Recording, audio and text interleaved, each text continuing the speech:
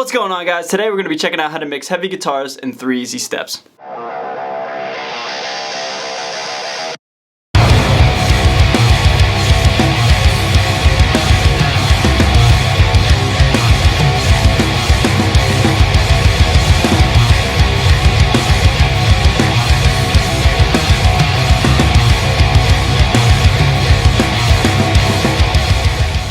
So what's going on, guys? Thank you so much for joining me for today's video. Today is a mixing tutorial video. There's a million and one ways to mix. We all know that, right? But for my philosophy and the way I go about doing it is try to get it right at the source, and that way you have to do minimal changes in post. Get it right going in right to your DAW, and therefore when you have to do your mixing and your final touches, you don't really have that much to do, right? So get a tone that you like from the start and then run with it. So I have a project loaded up. Here's my headless guitar project. When I said 5 reasons why you should play a headless guitar, I did a little demo.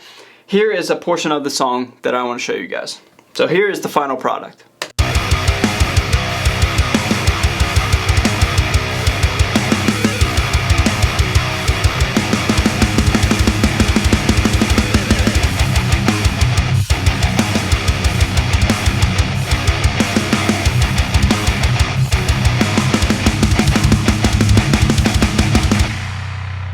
Alright, so that's the final product. There's the full track, right? So now I'm going to solo the guitars, but I do not recommend ever mixing in solo. That'll be a whole nother separate video, but don't mix in solo. But for the sake of the guitars, for this video, I have to mix in solo just to show you guys what I do.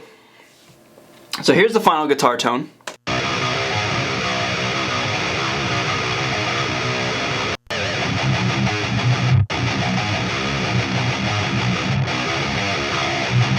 So for this tutorial, I really want to focus on the second half of this section that I'm showing you guys, where the heavy palm mute chugs. Reason being is that's when everything gets really muddy, or tends to get muddy, and it's something that I struggled to kind of get down in the early days of my mixing life, if you will. And so yeah, I really want to focus on that part, but for the most part, it's all kind of relative. It's all kind of the same. So the first thing you have to do, or what I like to do, I highly recommend, is EQ. I EQ first, and then I compress and multi-band compress and stuff like that. So here's my EQ, all the different bands, and peaks and valleys and cuts and boosts that I use. The two main ones that I always do, no matter what the project is a high pass and a low pass. It's pretty standard, and if you don't know why, reason being is the low cut. So the low pass is anything after a certain threshold, cuts all the low end out, and then you don't have any of that rumbly subsonic noise that you can't even really notice. But when you stack multiple guitar tracks up, it is completely muddy, and you lose all definition and it just becomes a huge wall of mud. So for the record, guys, I forgot to mention, this is all on the bus. Okay, the guitars themselves. So I had right and left guitars. I had the STL tonality plugin, but other than that, there is no other added plugins, and I just do everything on the bus. I feel like it's like less is more. Don't really mess with it, the actual track, just fix it in the bus, because when you summon all your tracks together in a track stack in Logic, you can knock out 2 birds with 1 stone, and you don't eat up CPU time, and you don't really need to be doing anything different on the actual tracks. So again, everything I'm showing you is on the bus. So again, back to the low cut, I usually do it between 80 and 100. Here I had 102 just because I thought it sat right.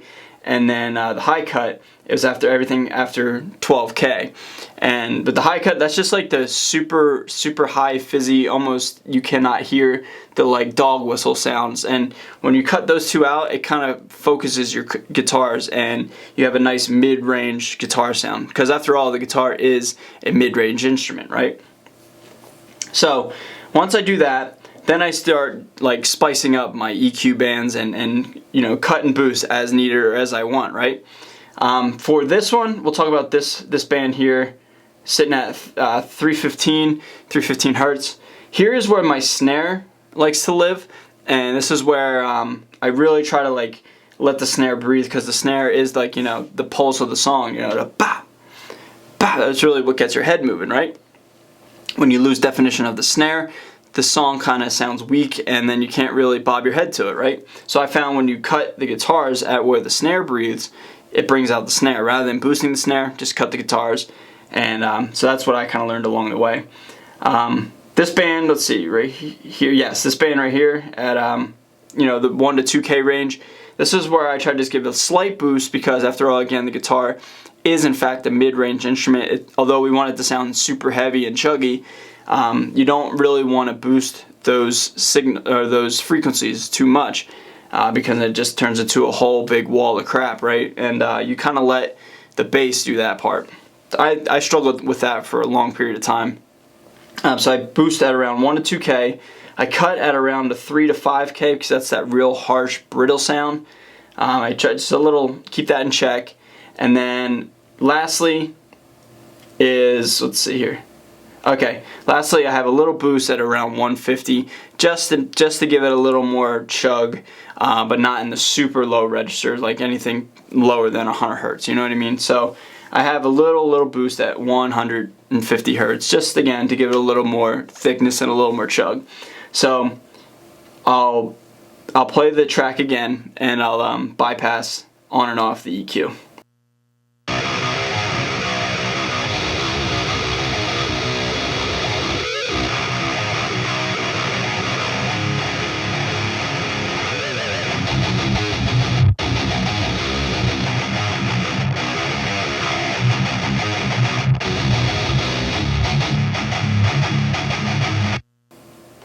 So you can certainly hear a difference. You can really hear those high brittle sounds coming in when you turn off the EQ. And then if you're not listening with headphones, you really might be able to tell a difference. But especially in the low end, you can really hear the muddiness go away. Or if you're listening with studio monitors too. Alright, next.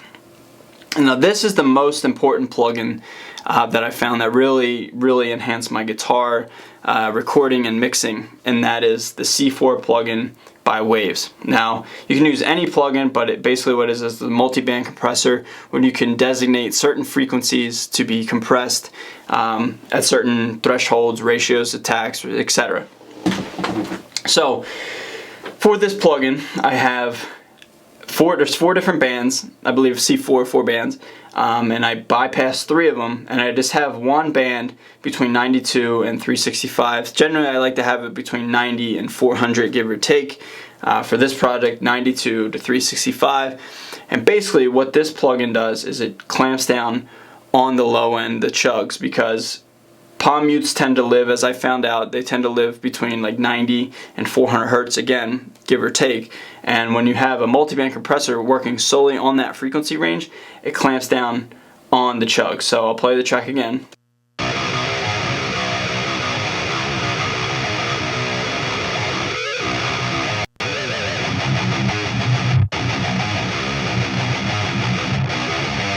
So notice when it gets to the heavy chugs how the multiband compressor is really starting to work.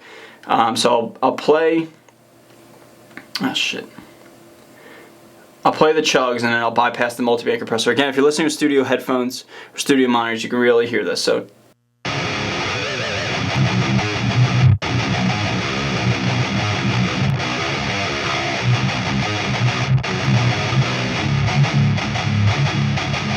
So here, like when you stop, when I would play, I would chug and then stop, that like wall, that whoosh, right before the signal completely comes out. Hear that chug.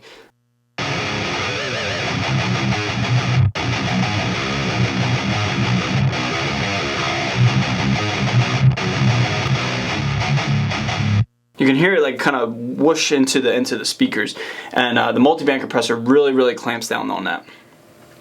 All right, lastly, what I do is I compress. I use Joey Sturgis, Joel Wanasek bus glue guitars, and this plugin has a multiband compressor built in, and then as well as you have the ability to compress and then reduce the overall volume. Now with a compressor on your guitar bus, in layman's terms, basically it keeps everything in check, keeps everything consistent, and depending on how much compression you want or don't want, it keeps your peaks and valleys in your guitars limited, or it keeps them very dynamic.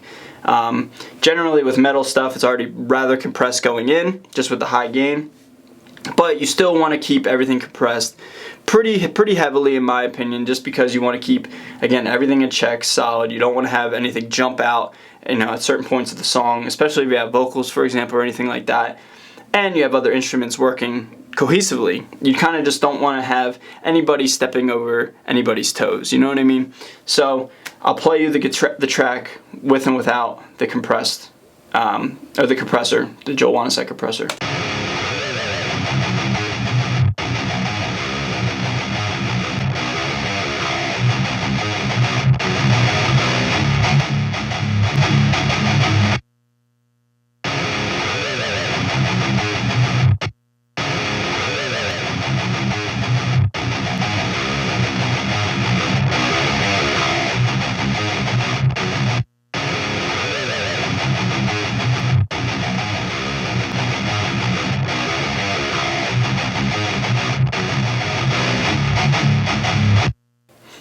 So you can play around with the different settings and stuff like that, but the thing I love about the Joel Wanasek BG guitars and the whole BG series by Joel Wanasek is it has a fixed threshold, attack ratio, etc., where you don't really have to do the legwork. And if you want to do the legwork and you want to do your own personal settings, that's great. But for me personally, I'm more focused on getting things done as quick as possible, which is the philosophy of Joel Wanasek from the videos that I've seen of him describing this plugin series.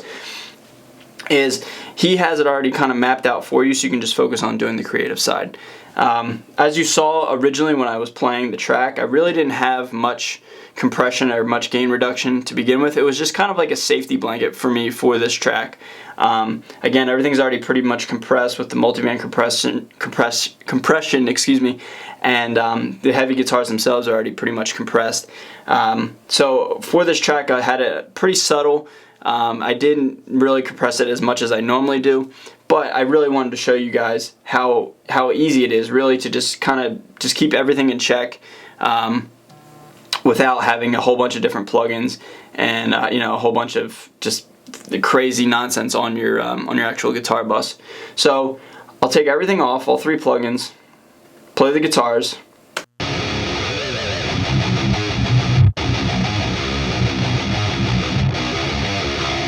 And then we'll put them all back in one at a time.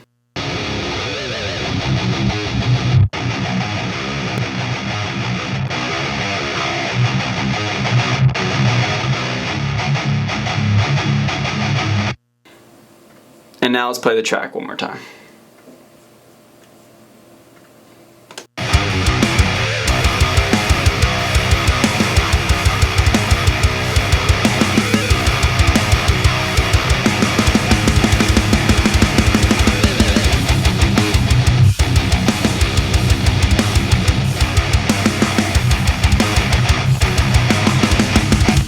So that's 3 easy steps to mix heavy guitars, man. I hope you guys learned something from this. If you have a different method or something you disagree with what I did, please leave it all down below in the comments. I'd love to get a nice discussion and interact with you guys and learn something. You know, if I'm doing something that you disagree with and you really feel passionate about it, let me know, and it can help me out in my future mixing tutorials and videos, guys.